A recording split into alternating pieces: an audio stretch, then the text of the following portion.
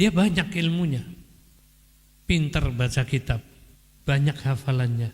Tapi ketika amalnya bertentangan dengan apa yang dituntunkan Allah dan Rasulnya, maka tidak patut orang seperti itu dianggap sebagai ulama. Semaksimal mungkin yang kalian bisa, semampu kalian. Artinya sekuat kemampuan kita, maksimal.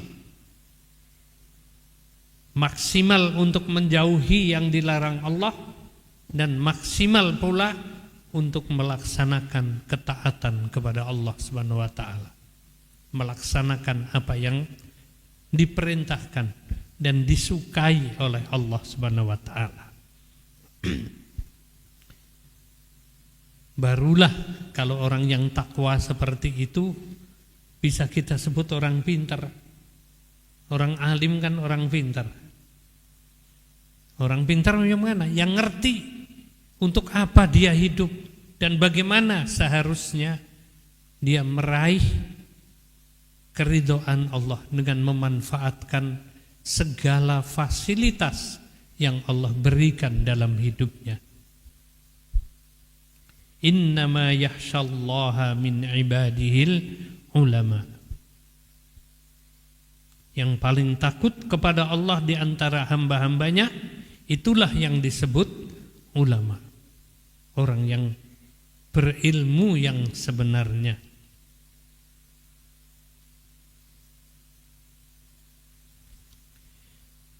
Kemudian dalam beberapa hadis Rasulullah sallallahu alaihi wasallam bersabda, an Muawiyah radhiyallahu anhu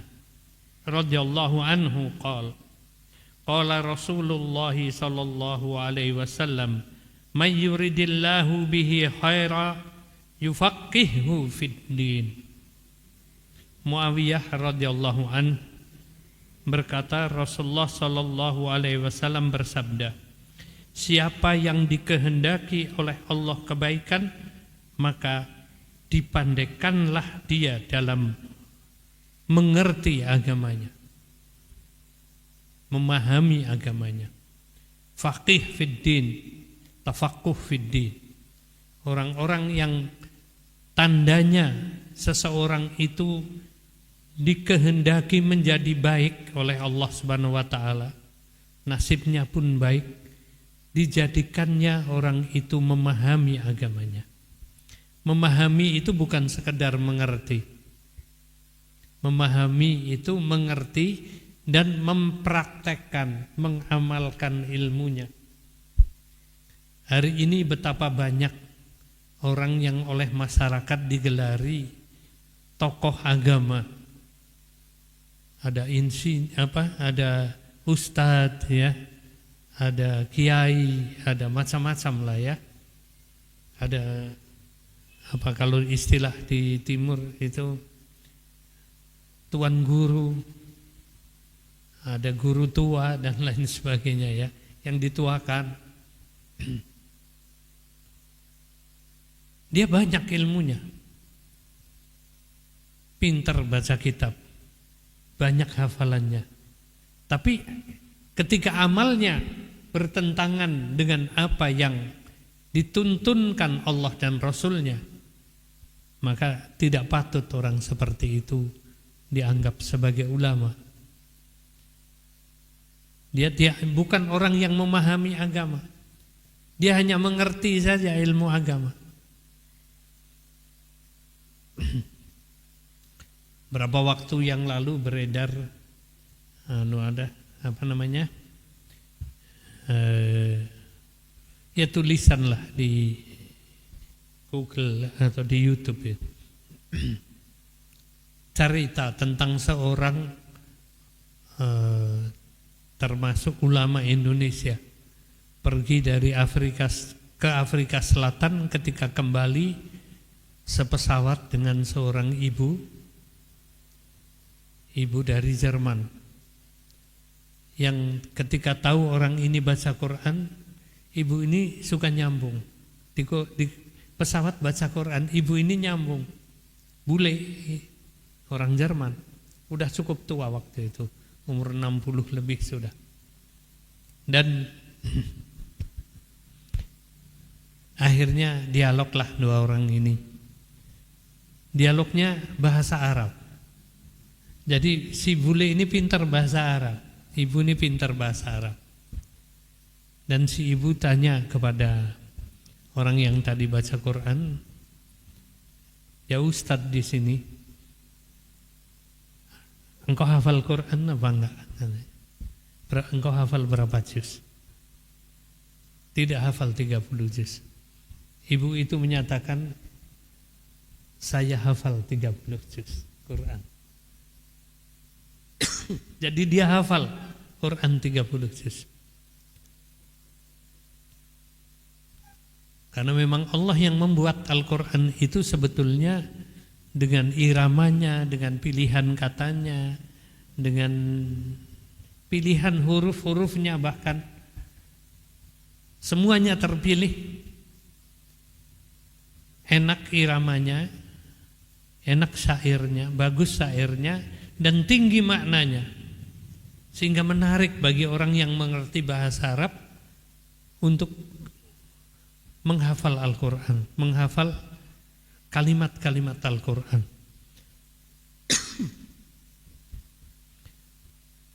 Sehingga tidak heran ada orang yang tadi, ibu tadi itu, beliau menyatakan, "Tapi saya bukan Muslim," katanya. Tambah heran lagi tadi Ustadz sini, bukan Muslim bisa hafal Quran. Inilah mukjizat Al-Quran sebetulnya. Walaqad yassarnal Qur'ana lidzikri fahal mim muddakir. Sungguh aku telah memudahkan Al-Quran ini untuk dihafal. Adakah orang yang mau menghafalnya? Itu pertanyaan Allah dalam Al-Quran. Jadi dia banyak ilmunya tentang Islam ternyata. Ngerti usul fikih, ngerti hafal Quran, banyak hadis dia hafal juga. Tetapi dia bukan Muslim. Dia mengatakan, "Saya Islamullah. Saya orang yang suka mempelajari agama Islam sebagai ilmu, bukan sebagai bekal hidup."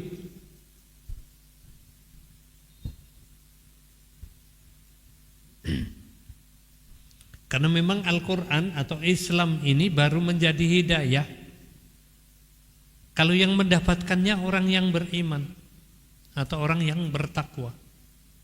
Di dalam awal surat Al-Baqarah aja kan sudah disebut itu ya. Alif Lam Mim, dzalikal kitabu la raiba fihi hudal lil muttaqin. Alif Lam Mim. Inilah kitab, itulah kitab yang tidak ada keraguan atasnya. Kitab itu adalah petunjuk bagi orang-orang yang bertakwa. Al-Quran ini petunjuk bagi orang yang bertakwa. Bagi yang enggak bertakwa, tidak niat beriman, ya walaupun hafal tidak mendapat petunjuk dia. Mengerti isinya. Senyuk hor-horonya itu ilmuwan, sosiolog yang diutus oleh pemerintah Belanda untuk menjadi penasehat pemerintah Hindia Belanda waktu itu, gubernur Hindia Belanda di Indonesia, dalam rangka untuk menaklukkan Aceh yang sudah puluhan tahun perang dengan Belanda belum takluk. Udah 30 tahun kalau nggak salah waktu itu berperang dengan Belanda, menghabiskan kas Belanda. Nggak selesai-selesai perang itu. Capek Belanda, cari cara lain di luar perang. Dia ngutus minta kepada Sladen, ahli sosiologi, dia yang mengembangkan sosiologi partisipatif. Jadi sosiologi terapan untuk merekayasa sosial, dan caranya masuk ke dalam masyarakat itu sendiri yang akan ditaklukkan. Caranya pura-pura masuk Islam. Dari Belanda beliau belajar bahasa Arab. Sudah bisa bahasa Arab, pergi ke Arab. Di Arab pura-pura masuk Islam. Di Jeddah pura-pura masuk Islam. Karena bukan muslim tidak boleh masuk Mekah. Sementara pusatnya ulama ada di Mekah. Termasuk yang beliau mempelajari bahwa yang mempengaruhi bangsa Indonesia selalu tidak berhenti satunya adalah karena Belanda dianggap sebagai orang kafir yang menaklukkan komunitas Islam di sini, sehingga patut diperangi. Berperang dengan Belanda, kalau mati syahid. Belanda kalau mati syahid.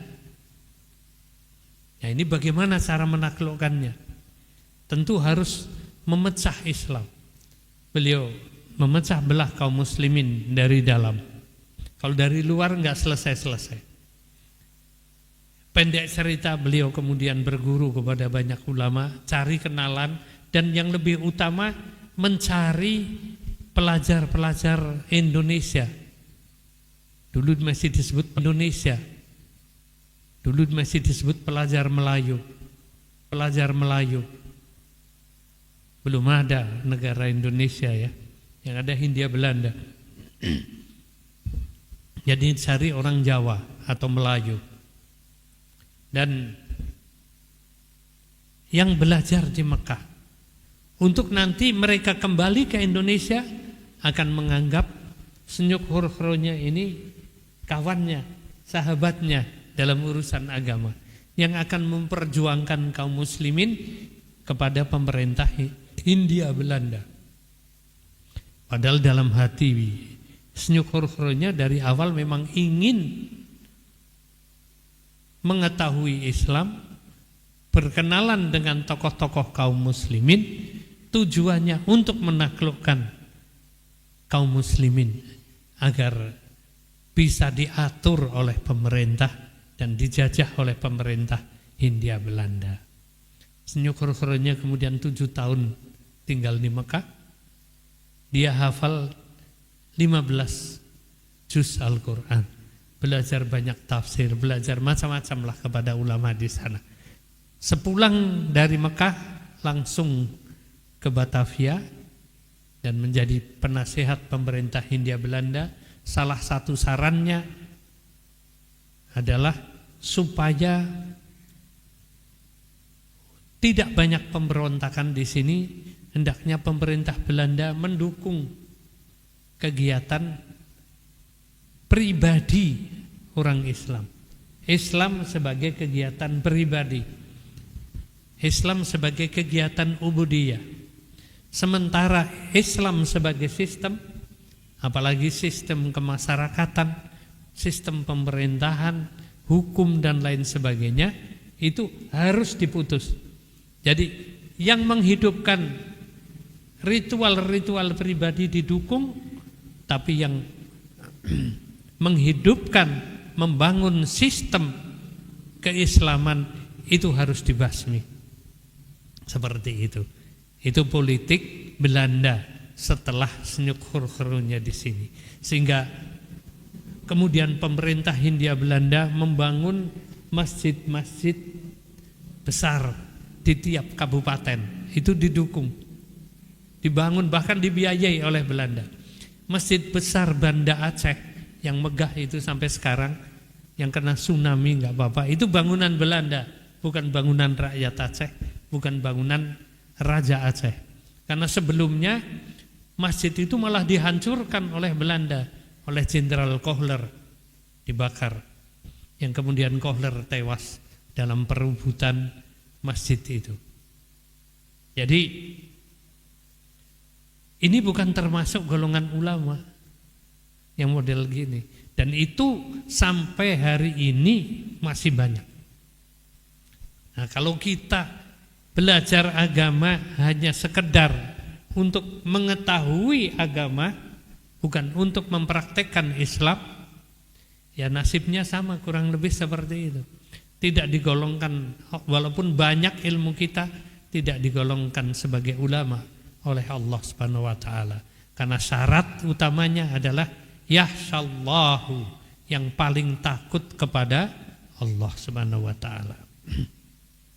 Hadis Bukhari Muslim dari Muawiyah radhiyallahu anhu ini, Rasulullah mengatakan kalau Allah menghendaki seseorang menjadi baik, maka dijadikanlah orang itu memahami agamanya, mempraktekkan agamanya.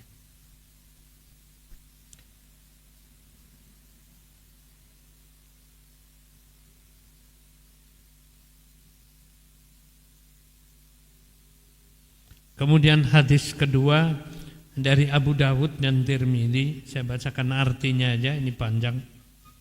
Dari Abu Darda radhiyallahu an, beliau mengatakan, saya telah mendengar Rasulullah sallallahu alaihi wasallam bersabda, siapa yang berjalan untuk menuntut ilmu, maka Allah akan mudahkan baginya jalan menuju surga. Dan sesungguhnya para malaikat meletakkan sayapnya, menutupkan sayapnya begitu ya, pada orang yang menuntut ilmu, karena suka pada apa yang dituntutnya. Dan sesungguhnya seorang alim dimintakan ampun oleh semua penghuni langit dan bumi, bahkan sampai ikan-ikan di lautan. Dan kelebihan seorang alim daripada orang ahli ibadah seperti kelebihan sinar bulan dari bintang-bintang. Dan sesungguhnya para ulama itu pewaris Nabi, dan sesungguhnya para Nabi itu tidak mewariskan dinar atau dirham, mereka hanya mewariskan ilmu. Maka siapa yang menerimanya berarti telah mengambil bagian yang besar dan banyak dari warisannya.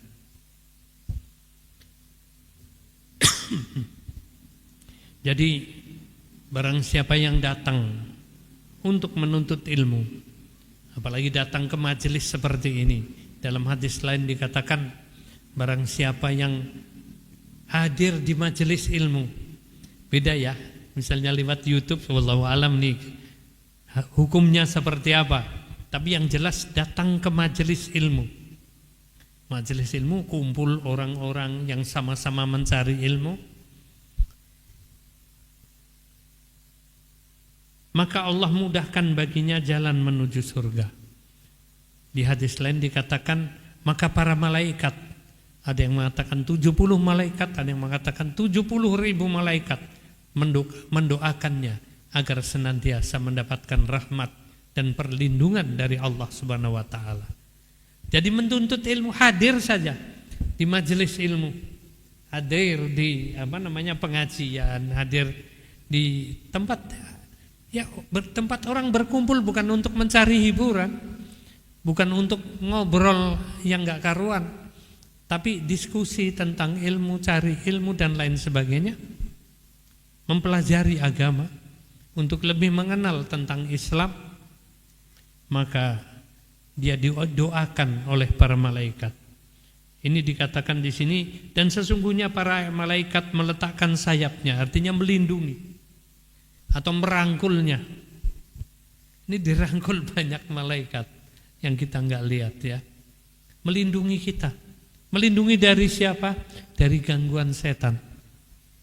Dari gangguan setan iblis yang senantiasa berusaha membelokkan niatan kita dari mencari ilmu.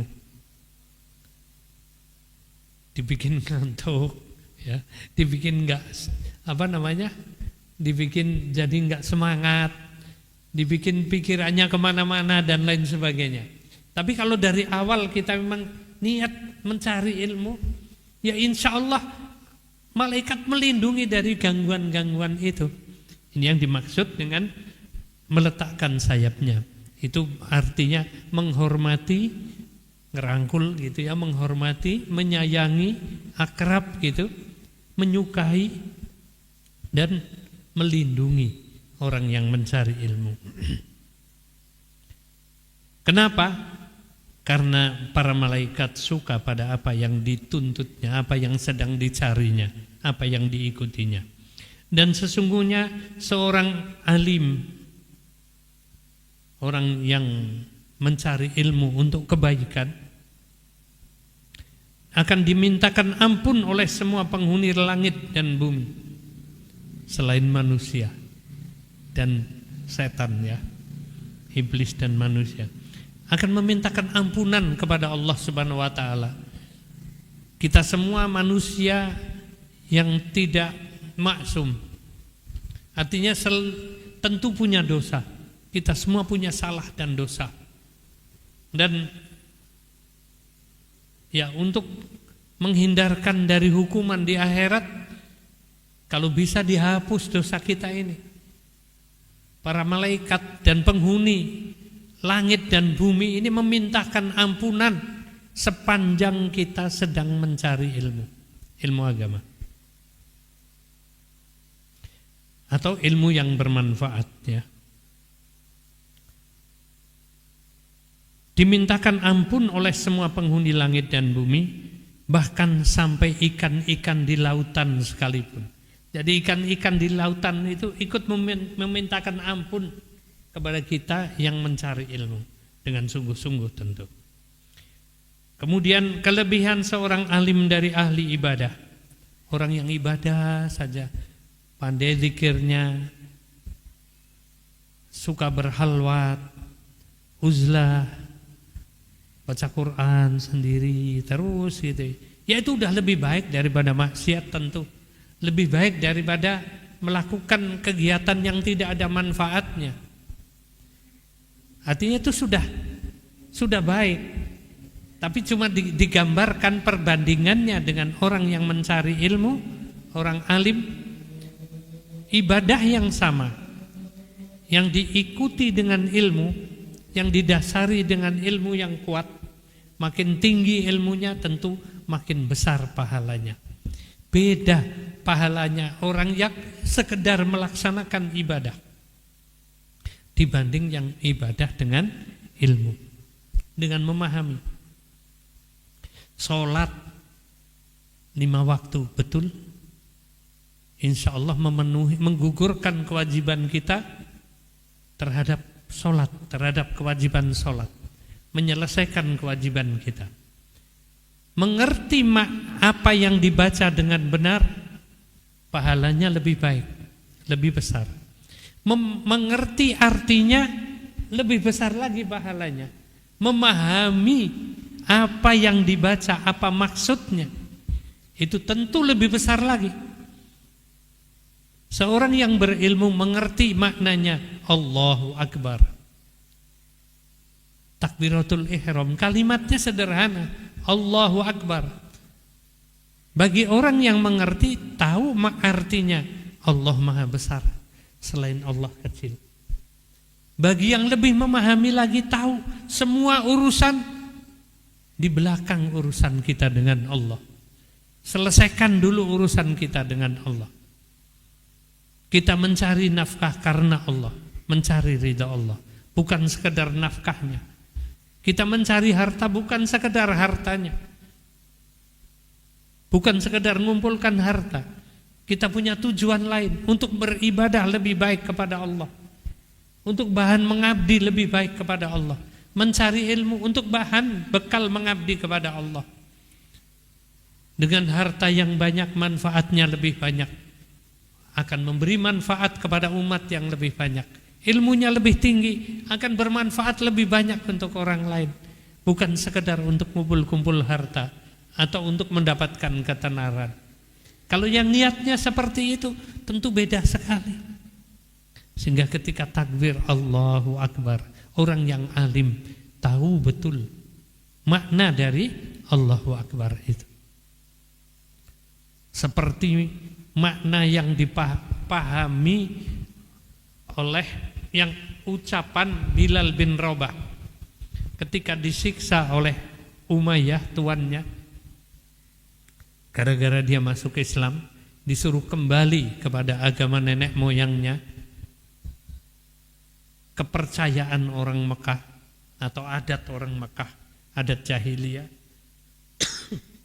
Sampai dia diikat di padang pasir, ditindih batu panas, tangan kaki dipentang, diikat, dan sambil dipukuli. Tiap kali dipukul, yang keluar bukan kata aduh, bukan keluhan, tapi beliau mengucapkan kalimat ahad. Maaf ya.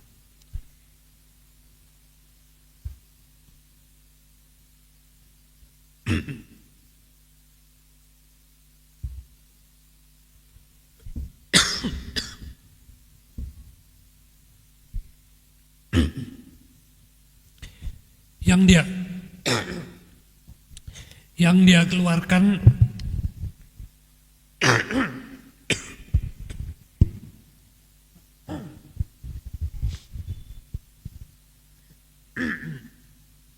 yang Bilal keluarkan hanya kalimat ahad. Tetapi Umayyah sudah sangat marah. Kenapa? Umayyah tahu ketika beliau mengucapkan ahad, yang dimaksud tidak akan tunduk lagi kepada Umayyah, tidak akan tunduk lagi apapun yang terjadi. Bahkan sampai nyawanya harus lepas, harus dia mati di bawah siksaan seperti itu, dia tidak akan lepas kalimat itu. Ahad bagi Bilal artinya dia hanya akan taat dan tetap mengikuti agama yang diberikan oleh Allah Subhanahu wa taala. Tetap menjadi muslim. Jadi ibadahnya ini contoh orang yang sholat, kalau yang tahu maknanya sungguh luar biasa. Misalnya kalimat termasuk rukun sholat yang membaca tahiyat. At-tahiyatu lillah wassalawatu watthayyibah. Segala puji, segala kebaikan, segala kesempurnaan, segala penghormatan hanyalah untuk Allah. Karena dialah yang memiliki dan sumber segala keselamatan dan segala kebaikan. Wassalawatu watthayyibah. Assalamu alayka ayyuhan nabi wa rahmatullahi wa barakatuh. Dan seterusnya. Jadi ketika kita baca tahiyat, kita ini sedang berdialog dengan Allah. Sama seperti ketika Rasulullah bertemu Allah di Sidratil Muntaha. Kalimat itulah yang diucapkan oleh Kanjeng Nabi. Bukan kalimat caranya kalau di sini kagum gitu ya. Waduh, gede banget. Apa waduh, luar biasa banget. Walah, bukan begitu, tapi segala puji, segala kesempurnaan, segala kebaikan hanyalah milik Engkau ya Allah. Betul-betul seperti kita sedang berhadapan dengan Allah. Sehingga Rasulullah mengatakan as-salatu mi'rajul mu'minin. Salat adalah mi'rajnya mukmin. Jadi yang mi'raj bukan cuma Allah. Kalau salat kita benar, kita sedang mi'raj. Siapa yang bisa menikmati hal itu? Ya orang yang punya ilmu dan memahami betul, memaknai, menjiwai betul apa makna kalimat yang diucapkan. Tentu kalau paham tidak mungkin akan cepet-cepetan.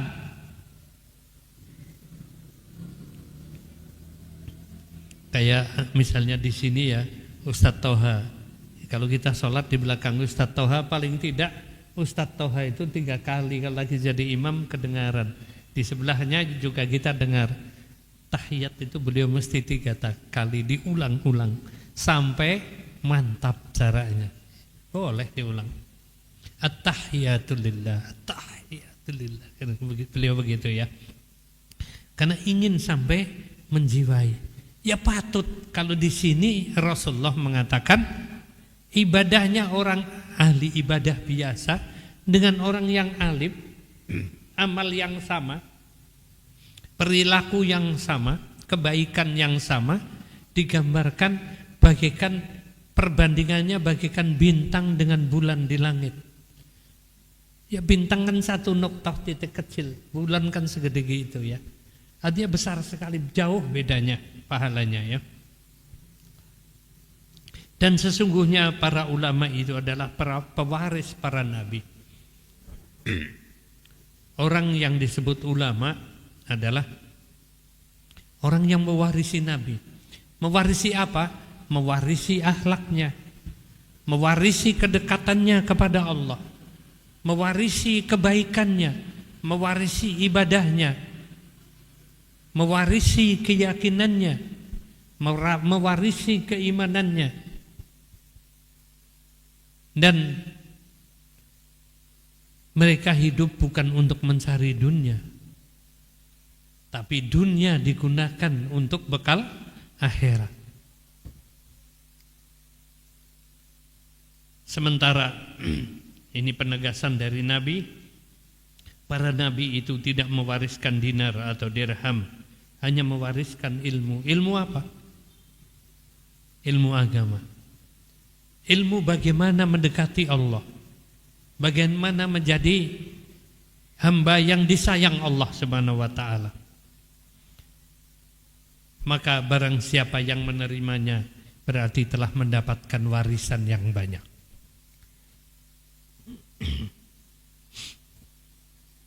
Dari Anas radhiyallahu an, ini hadis hasan riwayat Tirmidzi. Qala Rasulullah sallallahu alaihi wasallam, Rasulullah sallallahu alaihi wasallam bersabda, man kharaja min talabil ilmi fahuwa fi sabilillah hatta yarji'a. Anas berkata, Rasulullah sallallahu alaihi wasallam bersabda, siapa yang keluar dari rumahnya untuk mencari ilmu, maka dia dihitung fi sabilillah, dianggap fi sabilillah, berada di jalan menegakkan agama Allah sampai kembali. Sehingga apabila mati di jalan karena berangkat pergi mencari ilmu atau pulang dari mencari ilmu, qadarullah dia meninggal di jalan, maka dianggap meninggalnya itu mati syahid. Tentu bukan syahid fil qital ya. Beda dengan syahid dalam pertempuran, mendapat ganjaran syahid karena mati fi sabilillah. Betapa tingginya penghargaan Islam kepada orang yang mencari ilmu. Sebagian ulama itu tidak membatasi ilmu agama. Yang penting adalah ilmu yang bermanfaat lil Islam wal muslimin, untuk Islam dan kaum muslimin. Apa saja, bahkan sampai misalnya jadi tentara, ilmu perangnya. Ya tentu yang belajar perang nggak akan hafal kitab tafsir. Dari zaman dulu juga begitu, sebagian. Tapi belajar ilmu perangnya dalam rangka untuk melindungi Islam dan kaum muslimin, atau menjadi tentara membela negara tanah air yang tidak zalim, yang tidak mendolimi rakyatnya, itu yang disamakan sedang fi sabilillah. Ilmu itu termasuk ilmu yang bermanfaat ya. Polisi yang belajar bagaimana ilmu kriminologi untuk memberantas kriminalitas, yaitu termasuk mendapat pahala. Karena apa? Ilmu yang bermanfaat. Tetapi lebih khusus lagi adalah mengenal ilmu Islam. Para ulama membagi ilmu buat kaum muslimin ini, ada ilmu untuk tingkat alim tinggi, ada faqih, orang-orang yang dimintai fatwa, Ya sesuai dengan kapasitasnya. Tidak semua orang mampu begitu. Untuk yang mampu, kata Syekh Said Hawa, dia wajib ain bagi dia mendalami itu, ilmu itu. Bagi yang mampu di bidang lain, dia wajib ain untuk mendalami ilmu itu di bidangnya, di bidang kemampuan. Kalau ilmunya bermanfaat lil Islam wal muslimin. Dan ada yang kita yang awam minimal mengerti hukum-hukum dasar menjadi muslim. Hukum-hukum ibadah, pokok-pokok ibadah, bagaimana tata cara sholat yang benar, yang orang paling awam pun saya kira faham. Idiot aja ngerti cara sholat ya, mengikuti geraknya dan lain sebagainya. Meningkat lagi bacaannya, mengerti bacaannya, memahami bacaannya, mendalami bacaannya, menjiwai bacaannya. Kemudian melaksanakan hak-haknya kalau kita sudah sholat. Apa hak sholat? Setelah kita sholat, inna sholata tanha anil fahsya'i wal munkar. Ibadahnya, sholatnya berdampak pada kehidupan sehari-harinya, mencegah dari perbuatan keji dan mungkar. Tidak mungkin kalau orang sholatnya benar, puasanya benar, hajinya benar, umrohnya benar, kemudian jadi koruptor, itu nggak mungkin. Jadi penipu aja nggak mungkin. Mendolimi orang lain tidak mungkin. Kalau orang yang agamanya benar, sholatnya benar, tidak mungkin dia akan mendolimi tetangganya. Seorang muslim, kata Rasulullah SAW, yang selamat saudaranya dari lidah dan tangannya. Mulutnya enggak pedas kepada tetangga, kepada teman, kepada saudara. Sekarang ini mungkin ya WA-nya, share-sharannya bukan yang bikin fitnah atau menyakiti orang lain. Lepas dari kejahatan mulut dan tangannya. Itu seorang muslim yang benar. Jadi kalau masih tangannya ganggu orang, tangannya menciptakan kejahatan, mulutnya menyakiti orang lain, membuat fitnah, tulisan-tulisannya dan lain sebagainya, share-sharannya isinya fitnah, ya diragukan sholatnya benar apa enggak. Ini waktu sholat merasa menghadap Allah apa tidak. Nah jadi semua itu ada batasannya sendiri. Tuntutan paling rendah kepada kita mengerti tata cara ibadah, mengerti hukum-hukum sederhana sehari-hari yang bakal kita temui. Apalagi kalau sudah jadi kepala rumah tangga, mengerti hukum-hukum kewajiban yang harus ditegakkan dalam rumah tangganya. Bagaimana mendidik anak, bagaimana mencari rezeki dan lain sebagainya. Jadi makin banyak tanggung jawab kita, makin banyak ilmu yang harus kita kuasai. Kalau kita melalaikan, ya tentu ada dosanya. Karena mencari ilmu minimal yang akan kita gunakan dalam kehidupan kita sehari-hari, itu wajib kita kuasai. Enggak ada istilah berhenti mencari ilmu bagi seorang muslim. Talabul ilmi minal mahdi ilal lahdi.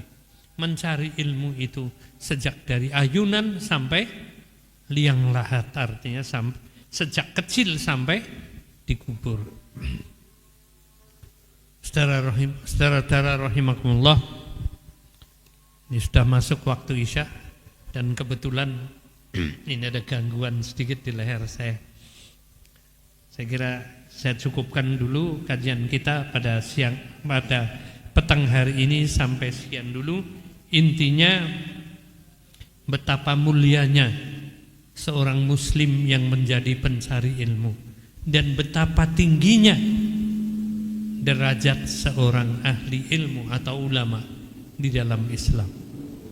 Mudah-mudahan Allah Subhanahu wa taala membukakan hati kita, membukakan pikiran kita, membukakan otak kita, kemampuan kita, dan semangat kita untuk senantiasa mencari ilmu, terutama ilmu agama dan ilmu-ilmu yang bermanfaat lainnya untuk kehidupan kita dan bekal kita fid dini wad dunya wal akhirah. Aqulu qouli hadza wa astaghfirullah li wa lakum, tsumma assalamu alaikum warahmatullahi wabarakatuh.